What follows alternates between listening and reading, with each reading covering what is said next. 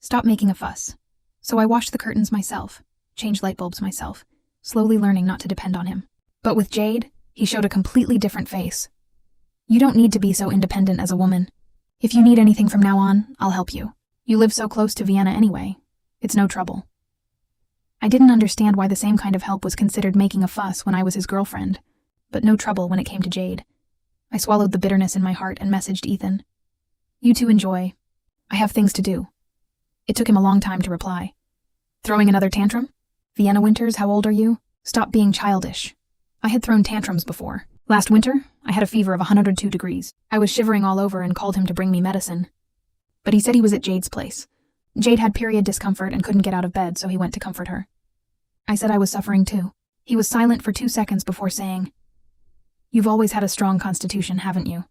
How bad could it be? Just buy some ibuprofen. That was the first time I felt I couldn't take it anymore. He was my boyfriend, yet I could never be his priority. I asked him for a breakup, but he didn't say a word, just blocked me first.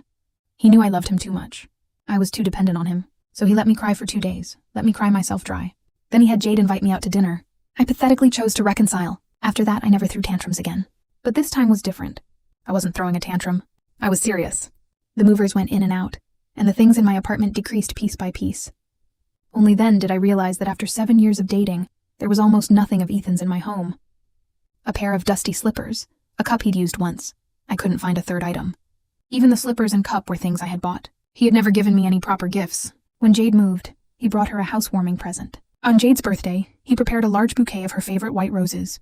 But to me, he always said, those formalistic things are meaningless. When 2 people live together, it's better to be practical. I had questioned him, expressed my dissatisfaction. He said, I give your best friend gifts to make you look good, don't I? I laughed bitterly at myself. My phone buzzed. Mom was calling. Hello, Vienna honey. How did things go with you and Ethan discussing the wedding?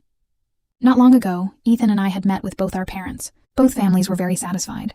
When it came time to set the wedding date, Ethan said his career was in an upward phase, and there was no rush to get married. At the time, though disappointed, I still understood his work pressure. But now I was only grateful. A man who couldn't even remember where my door was. After marriage, would I have to wait alone in an empty house forever? Mom, we're not getting married. I'm planning to break up. Mom's voice immediately became tense. Why? Did he wrong you somehow? No, I just suddenly feel we're not compatible. On the other end of the line, Mom was clearly silent for a moment.